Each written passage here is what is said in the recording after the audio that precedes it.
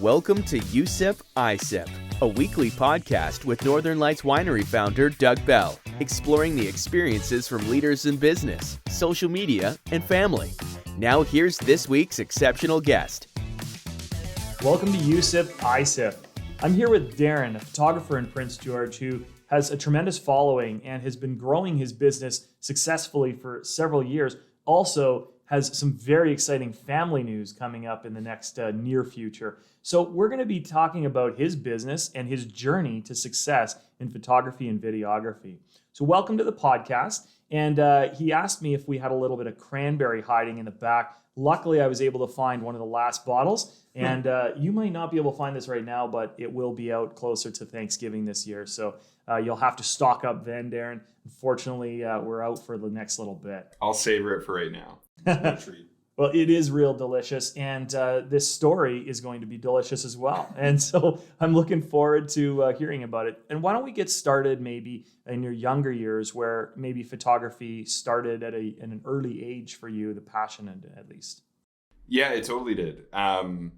It's funny to even think back to where the seed was planted, because in a lot of ways, cameras were sort of always orbiting me throughout my childhood. My dad was a photographer. My older sister was a photographer as well. So that influence and just sort of appreciation for photography was just always there. It was like a baseline. And I have so many specific memories of us going to the park and my dad just following us around with his old metal Fuji film camera. And I can remember the excitement of getting the Kmart envelope, of photos home and stuff like that. So I think that was probably the root of the appreciation. Yeah. So your father had a passion for photography in some way, shape, or form, but technology has changed a lot. Do you remember when you got your first camera and what it was? I do. Yeah. So when I should have been saving for university, during my summer job, I instead bought a Nikon D3100. And I had a summer job at the Visitor Info Center in Terrace, where I grew up. And my boss at the time, Graham, he was an exceptional sports photographer. So again, it just kind of from going from my dad to seeing my sister do it to then kind of being influenced as a quote adult unquote. I just remember being constantly pulled toward it, and yeah, blew my first paycheck on a camera that I probably didn't need to waste my money on. It's really funny thinking back to not that long ago when photography was very different in the pre-digital era. And I remember several Molson Canadian disposable cameras that I had the chance to use in my college years. But do you think that the historical aspect, some people still like to shoot on film, is relevant today? And what is the vibe like in the photography world now? Yeah, it's a lot of things right now. We are all carrying around the most powerful cameras that have ever existed in the form of our iPhones or Samsungs or whatever, right? And I think some photographers maybe take issue with that. I love it. I think kind of democratizing photography, allowing everyone to capture moments with their kids, having that just be something that's in your pocket all the time is this beautiful thing that we now have. I read this stat the other day. I'm going to maybe not get this number totally right, but there was more photographs taken in the last hour than there were in the first 100 years of photography existing. Just to give some magnitude of how many photos we're taking, as a human species at any given time. It's bananas. Content is sure exploding, and we see that on all the digital platforms today. So you got your first camera, your first official professional tight camera when you were working at the tourism office in Terrace. And how did that develop into a passion? It's been an on again, off again relationship is probably the best way to describe it over the years. I was so passionate, and I really when I first got that camera, I was obsessed with it. I brought it with me everywhere.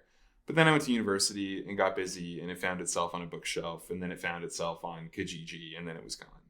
And that happened again. I moved away to the Yukon. I lived in Whitehorse for a year, and very similar. I was wow, I live in this beautiful, unique place. Gonna buy a camera, took photos, ended up moving back. That camera ends up on a shelf. And so it was never a straight line. The sort of passion curve kind of did this. It was a roller coaster. It went up and down. And it was only really in, I want to say 2017, I think, that I kind of like doubled down on it. I was like, I'm going to do this seriously. Rather than buying like a kind of cheap consumer camera, I actually bought like a nice camera. So there was a bit more of like skin in the game, I would say, on my end, that I couldn't just really let this like expensive item sit on a shelf. And I think that's maybe where the passion like nested, I would say. Yeah. So was there a life event or something that happened that created this need or this urgency to buy the expensive camera and make that decision? There's a few things that kind of coincided. I think I discovered like photography YouTube. So I was really inspired by like people I was seeing online. There's a lot of great photographers kind of out in Ontario, Peter McKinnon, Matty Hapoya, people who I've like grown to really admire. And so I started watching their content a lot, and it kind of brought forward that feeling of like wanting to do what they were doing. And then it coincided at the time I was working up at the university in recruitment, and a lot of recruiting to the university is also recruiting to Prince George. We spend a lot of time talking about the city that you're also maybe choosing to move to or stay in. And I was just feeling like there wasn't a lot of like cool images of Prince George that like reflected how I felt about it. I do remember like you kind of look online and they're just like, there was nothing that captured the way that I felt about it. And I don't want to say that I was like, it's my job to take those photos, but I remember thinking it would be nice if people could see cool pictures of this place that I live and love. I think that's so reflective of probably many of for our listeners anyways. Often the place that we fill our time with, the place that we love, our home, is an emotional connection, not necessarily a visual one. And you hear this often, in particular in Prince George, where we live, that people from outside don't understand why we love this place so much. Yeah. Because their visual of it is not the same thing that we have. And I think photography is a way to bring emotional connection into the world, which is exactly what you're trying to do. Yeah.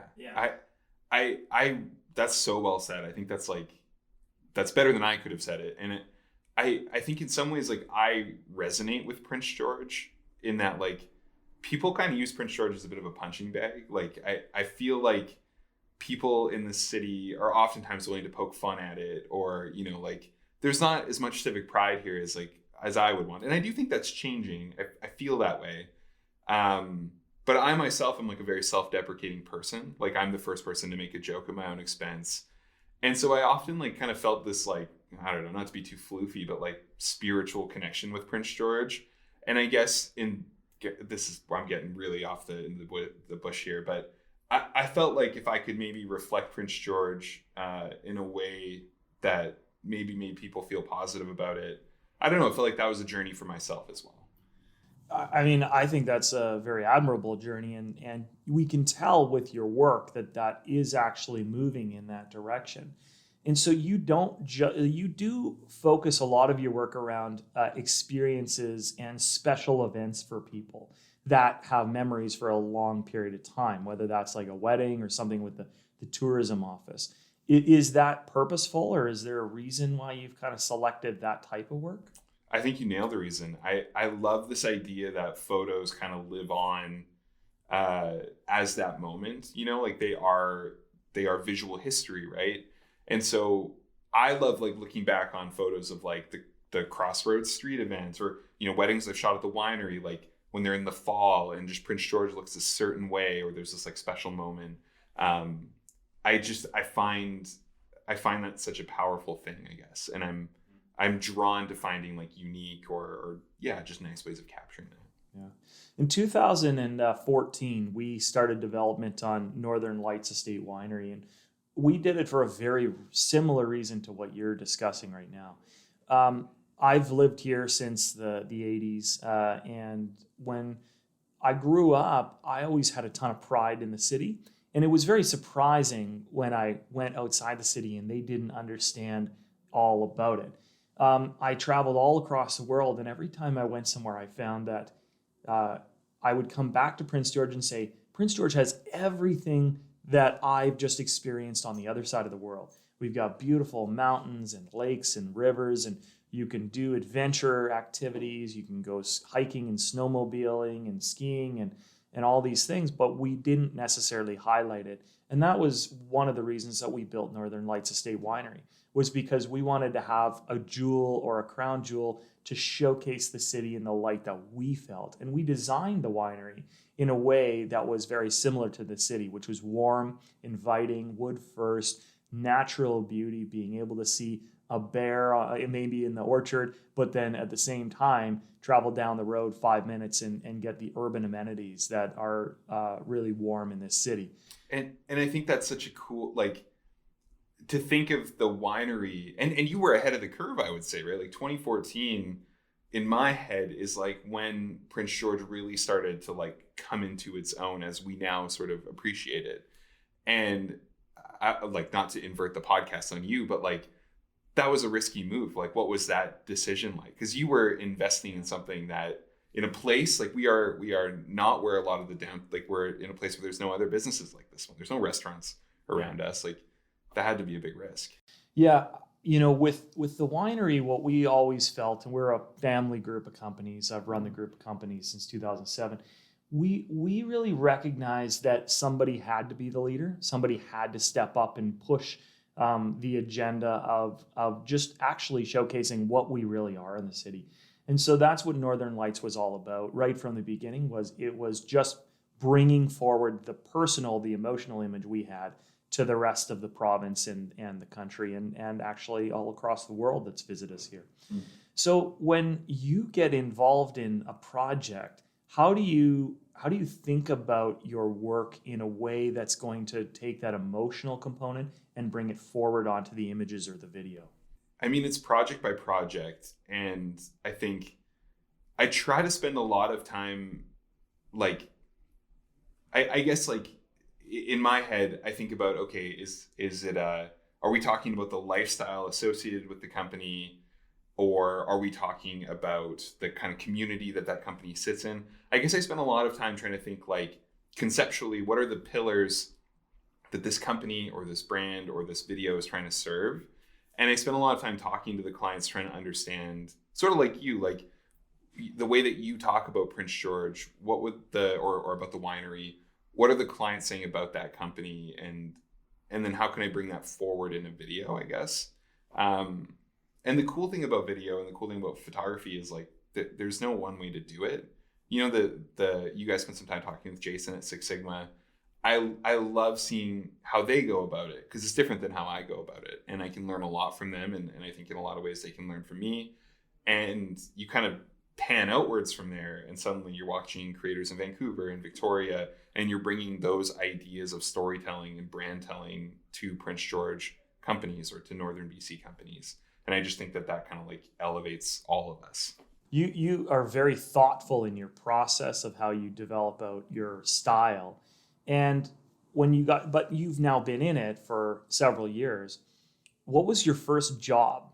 Who gave you your first job, and what did that feel like? Yeah, I was thinking about that on the drive here, in terms of like the journey, right?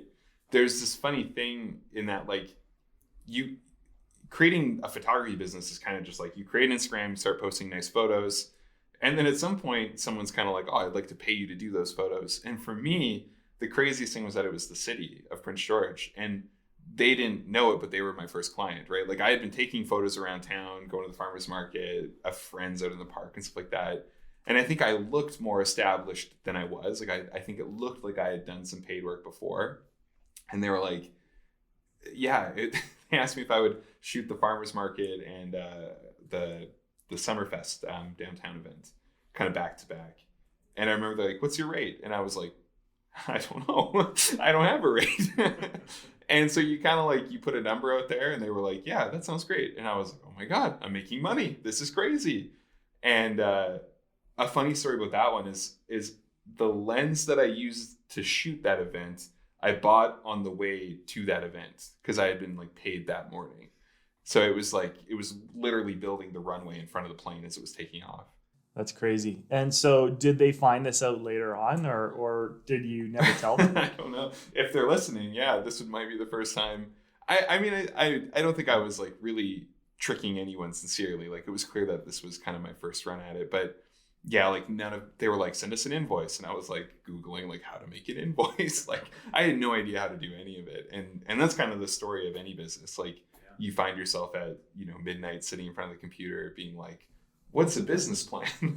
Yeah, absolutely. And I think that's the stuff that people don't see very often, right? Yeah. We see the Instagram photos and we just assume that it's a glamorous lifestyle, with lots of money and lots of great experiences. But that's not the truth about being a business owner. There's a lot behind the scenes. Was there a time where that like hit you for the first point? You're like, you know what, was this really worth it? I think it's never been one moment, but it kind of comes and goes in waves. Like the last few weeks, I've been very heads down, very much so in like getting my taxes ready, right? Like tax season's here, and project proposals for the summer, and getting my like contracts in place for that, and building like brand treatments, right? Like building out sort of video template ideas for clients. And so I actually haven't like had a camera in my hands for a couple weeks now, and I think at different times throughout that, I'm like, am I doing what I wanted to do? Like, did this suddenly become something else? Like, I'm talking about bringing on subcontractors to do motion graphics or to take on some of the editing process. I work with a second shooter now who I sort of have to manage his schedule and when we can work together. And yeah, the business kind of has gone from being like just a guy with a camera to like, it's a full-fledged business operation now. When you started, were you working elsewhere, or was this your full-time gig right from the beginning? No, it was a very long process. I was kind of an evening and weekend warrior for almost 4 years. I started shooting in 2017. That's when that job with the city arrived. And it was a crazy grind for a few years because I was taking my vacation time to go to Terrace to shoot weddings or whatever. And it wasn't until I quit my real job around this time last year, almost a year ago to the day. Well, that's exciting. And that's really kind of moving in the next, to the next level for you. You talked about the city. Was there any other kind of career defining projects that you've done so far that you really felt that were interesting? Yeah, that's another good question. I think I would maybe sort that into two buckets for me. There's sort of been like financially career defining ones that have been like, oh my gosh, this could be a living, right? Like I do remember a few of those. But then I would also say there's been like creatively defining projects for me, in that projects that like have invigorated me or sort of reminded me why I'm doing this. And I think the biggest one for me in terms of that creative one, which I guess in some ways has become more important at this point, to like keep the burnout off and to sort of keep myself inspired. I was hired by the regional district to just kind of help them build out like an imagery catalog for the district, right? Like the sort of boundaries that go out to the Robson Valley and wider around that. And yeah, they just hired me for a few days to go out and shoot landscapes and to shoot kind of the businesses and people. And I remember driving through the Robson Valley through McBride on my way to Valemount, and had my camera on my passenger seat. And this thought just of like, this is my job. Like, how cool is this? Like I pull over on the side of the highway, go down a logging road, go find a river and a mountain, take that photo, go edit it, send it to them. That was like a really surreal moment for me. And yeah, hopefully there's more jobs like that to come because it was so cool. But in terms of just like a moment that I was like, holy crap, this is my job. Like that would be one. You do a lot of nature, picturesque work, and it seems like you love to do that kind of stuff almost as much as the people component. Is there like a preference between those, styles of shooting? Not really. Truthfully, like I would love to say I have like this great plan, like where I want to be in 5 years and what the ideal work is for me. Like, is it 70% corporate, 30% weddings or something like that? I truthfully just like kind of am using this time to explore what I enjoy and trying to like really pay attention to what makes me happy. and then hopefully use that to then maybe make some of those plans. But I find like right now I'm still understanding like which work I love most. I don't really know yet. Cool. And you don't just do work within the city limits. I mean, you're going all the way out to the border and to some remote areas. Is that exciting for you, getting the traveling component in too? Yeah, it's one of the best parts. I as I mentioned earlier, like I'm hitting my 1-year anniversary of when I've been doing this full time, and I'm working on kind of making a video recap of what that year's been like, which is giving me a great opportunity to kind of reflect backwards, because I genuinely feel like I blinked and a year went by and I have like 30 terabytes of data sitting on hard drives that have, gone on to be different projects and things that will never be seen, things that will be seen by other organizations. And last summer I got to spend a day out in, I might say this wrong, the Luz Coos Nation, which is like 3 hours west of Quesnel. And the UBC engineering class over the last few years has built a water treatment facility on this indigenous piece of land. They've had a boil water advisory for 14 years. And so I got to go out with the UBC faculty and talk to elders, talk to community members, and I spent like a 12-hour day out there just like interviewing people, shooting B-roll. And it was one of those moments of like, how cool that I get to go to this place that's like so interesting and such a unique story. And that's my job. Like it was fascinating. Is there a specific place that maybe is the highlight of your career so far, or like a specific shoot that you've done? I think my favorite project, or the thing that was like the most interesting to me, was I had a project with Tourism Northern BC, and they wanted to kind of speak to business owners across Northern BC, like the whole of Northern BC, about the impacts of COVID on business, and to kind of talk about like hospitality adjacent businesses. So, and a good example of that was up in Fort Nelson. There's an RV shop that it kind of smack in the middle of the Alaskan Highway, like 8 hours of nothing on either side. And I got to talk to the owner there about like how he's pivoted and what he's done. And it was just that. It was from Fort Nelson, Chetwynd, Dawson Creek, Tumbler Ridge, down to like 100 Mile, over to Terrace and Prince Rupert. I got to do like every corner of Northern BC, just talking to business owners. And that was like just what a learning process, and like what a wonderful way to spend a week and a half. Of course, you've got your professional business, and that is growing and doing very well. But you also find time to build your personal brand as well. And that was essentially what got you the first gig and has been an important component for people getting to know you. What is that like, and how do you approach your personal brand, understanding that it is very adjacent to your business brand? I could talk about this all day. I think this is such a fascinating thing that I wish more people, especially in Northern BC and Prince George, were doing or feeling inspired to sort of take part in. Like I'm very active on Twitter. It has almost nothing to do with my photography business. And I try to share opinions, and I try to sort of be vocal about things that I think are important. You might not even agree with some of them, but I think having sort of like civically engaged people in the region is how we rise. And through that, I have made some amazing connections that have like then gone on to be business connections, and people who, again, kind of resonate with what I'm saying, or are just sort of like happy to see someone out there talking about Prince George or talking about Northern BC. Because the truth is, places like Vancouver or even Kelowna have hundreds, if not thousands, of Darrin Rigos on Twitter who are vocal, who are engaged, who are talking about the business community, talking about issues that are facing our region. And I just wish there was a bit more of that happening here. Yeah. So when you are posting, your purpose is obviously to build your own brand and also to build the brand of Northern BC. And how have you found that from a success standpoint?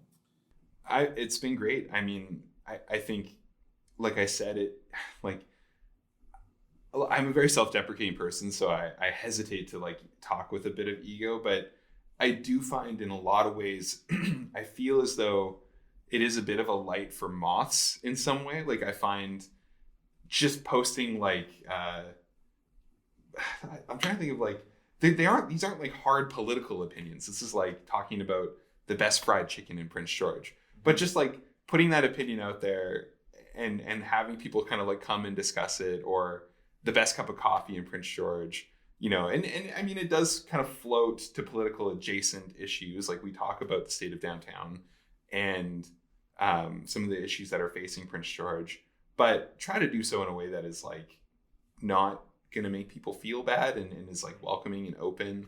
And I like to sort of think about Twitter or the space that we've created as like a forum for that. Yeah, I guess. Yeah, and there's so many options now for the listeners, and just starting to post is very important.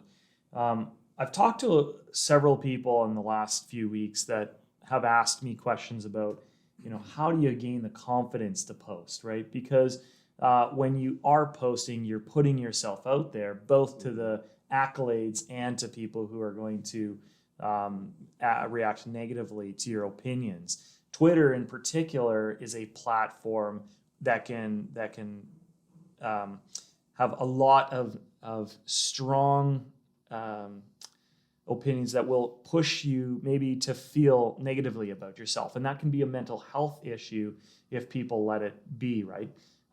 You never want to get as high as you might normally get when people tell you you're doing something really great. You also don't want to get as low as you can get when people tell you you're ugly for no particular reason and have never met you before.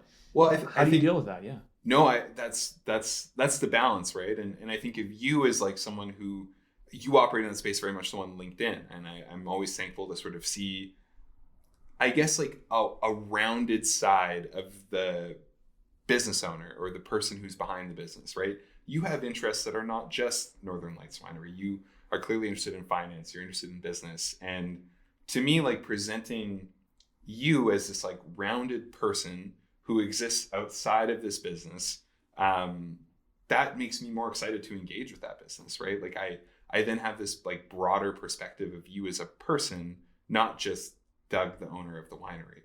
Mm-hmm. And I guess I think like I do believe that we spent a lot of time, maybe 5-7 years ago, being very critical about how we carry ourselves on social media. There was a lot of like wariness of, you know, what if your employer sees that, yada, yada. But I think there's a way to sort of carry yourself authentically, to share personal pieces of yourself while not like making yourself fireable from every job, I guess. Like, I think there's a balance that can be struck there.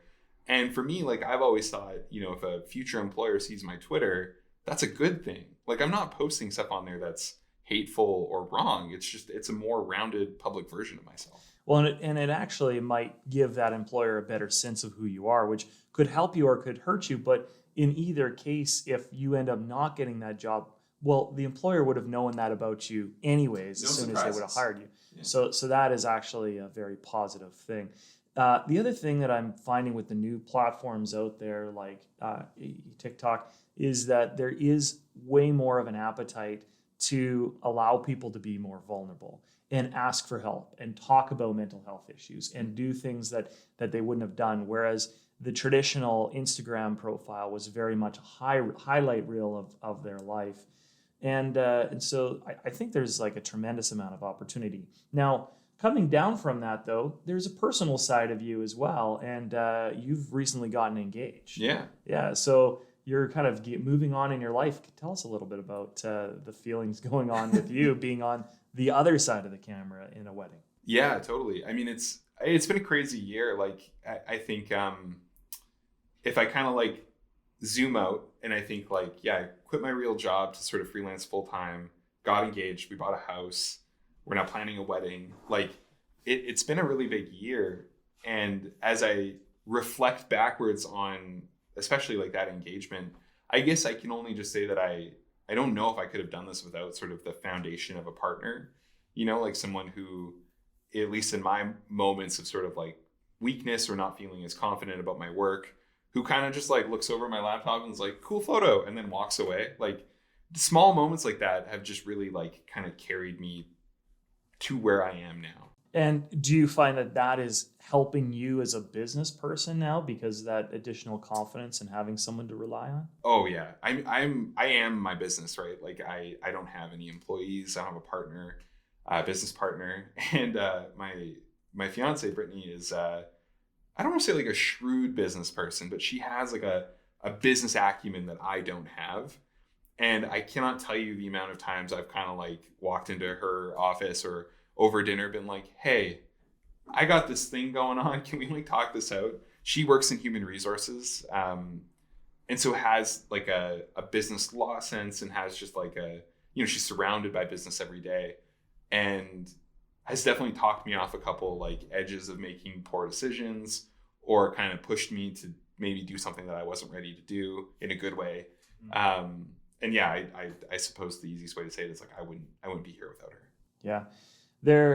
For any business person who's kind of walking the path alone, it can be extremely stressful. And there are always going to be times every single year where you're just ready to call it quits. I also think business owners or people who are working for business owners or seeing business owners from other places don't understand the end of the day when they might have to just break down and cry in an office sometime, right? And we've all had these experiences, but they're not talked about publicly. Yeah. So is there other places that you go for inspiration from other leaders and do you try and network yourself to build that confidence and also your knowledge base? That is such a good question because like the backbone of my business has been off of like other mentors in this community. Jason, who you guys interviewed, being like one of the biggest sources of like knowledge and inspiration for me. Jason's Hamburg from Six Sigma. That's right. Yeah. And just like, I can't tell you the amount of times that I've texted him with like a tricky client interaction, a contract that I can't figure out how to quote, a bad client interaction, like something that kind of caught me off guard. I'll text him and he'll call me within like, 5 minutes. He's been such a tremendous resource. And then even outside of my industry, I this list is long, but someone who just like constantly provides me with mentorship and inspiration is Ria from Cold Juicery. Again, not a videographer, like she's not in my industry, but we've gone out for lunches and coffees and just her ability to think about business as a concept and then apply that to what I'm doing has been so helpful. Like she's helped me out of so many jams. What I like about her in particular is that the vision of her business, she's been able to very clearly articulate on social and digital platforms. So you know who she is, you know who her team is, and you know what her product stands for. Yeah. And that's very similar to what I've actually noticed about your product. And is that maybe so you're actually taking these ideas and moving them onto the digital screen? So funnily enough, Ria was my first customer that like wasn't a paid customer, but when I just first got my camera was right when she was kind of starting her business. And I was like, I would love to do photos of your juice. And so in her and Dennis's basement suite with the worst lighting you could imagine, with no understanding of how cameras worked, we did like Cold Juicery's first juice shoot.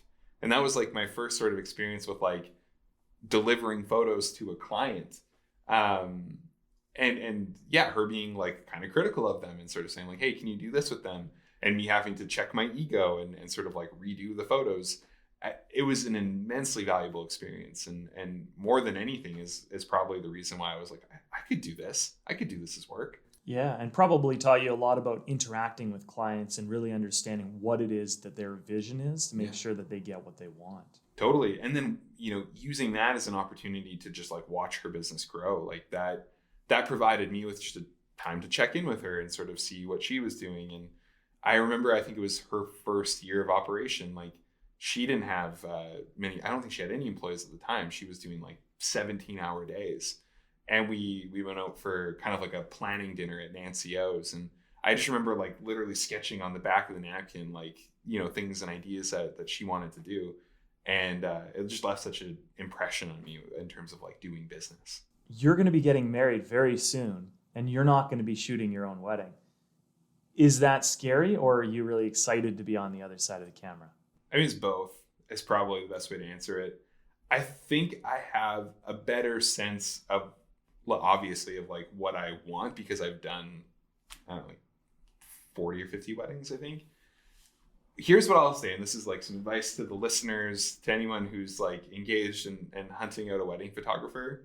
Something that is worth focusing on that I think I'm going to be really focused on is the personality of the photographer, because you don't think about this, but they are beside you all day as bride and groom on your wedding day. And I'm thankful that I've like almost always had really cool couples that I've really gotten along with, but it's almost been by accident. Like I didn't, especially early on, I didn't do a great job of like sussing out their personality and are we like compatible. And I think now as a groom and bride hunting for our photographer, I will be spending a lot of time thinking about like, is this person going to be fun to hang out with for like, 12 hours? Yeah. Yeah. And I don't think you give yourself enough credit because your personality is such that you connect with people on a one-to-one basis really easily. But as you start to develop your own business and you potentially take on more contractors and more employees over time, what will be your strategy to ensure that you get that same experience that you're providing your clients with these other people? That's an awesome question. And truthfully, it's like, it's the one that I struggle with the most in this moment as I think about that decision is like, am I emotionally okay with passing off the Rigo media experience to someone else and hope that they do what I would do? Both from the like, yeah, if it's the pre-planning stage, if it's the actual shoot, if it's like just the contracting and invoicing part. I'm so emotionally caught up in those elements of my business. And I think a part of it is really ensuring fit, right? Like I do want to make sure that the people that I do end up handing some of that work off with understand me and understand my business and understand that the value that I hope to bring to clients is not just the cool video, but it's like, it was fun and enjoyable and personable the whole way through. And I think if I can find those people, and I know they exist, then I'll feel better about handing off that work. Yeah. And also understanding your goals on how far you want to take your business is very important. Is it important to you to actually grow into a large business and, make a little bit more money, or do you want to stay as that small niche one-to-one personal business that can take care of your clients? How do you feel about your business and your goals to achieve over the next 10 years? I don't have an answer for that. That is such a question that keeps me up at night and distracts me from all the work that I probably should be doing, is thinking about, the value of being a one-person shop is that I'm nimble. I can like just show up at a job as me. I don't have to like make joint decisions. Keeps my costs low so clients can afford me a little easier. But the downside is that I'm just me. Like I can only take on certain scopes and certain sizes of projects. The sort of like learning aspect, like being able to sit down and talk with someone through mistakes. Again, that's just me right now. And I wrestle with like, how do I make that decision to scale or to stay what I am?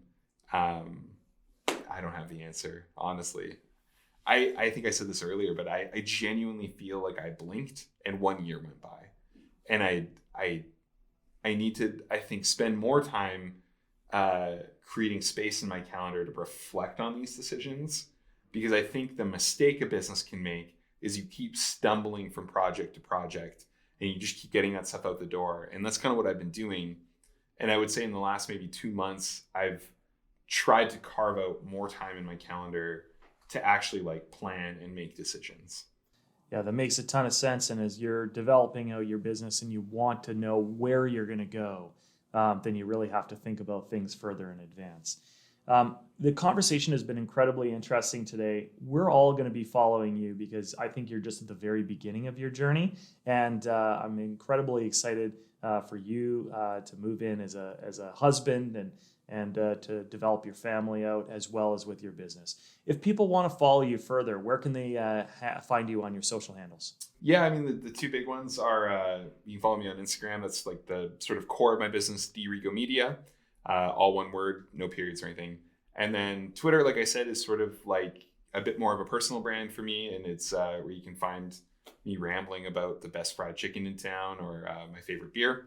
And that's just Darrin_Rigo on Twitter. Well, I love fried chicken, and I will be definitely following you for this for some time to come. Thank you so much, and this has been USIP iSip. We'll see you next episode. So thanks. Thank you for listening to USIP iSip. Please hit the 5-star rating and leave us a review. If you'd like to learn more about Northern Lights Winery, text us at 604-670-4046 or visit us on social media at Northern Lights Winery.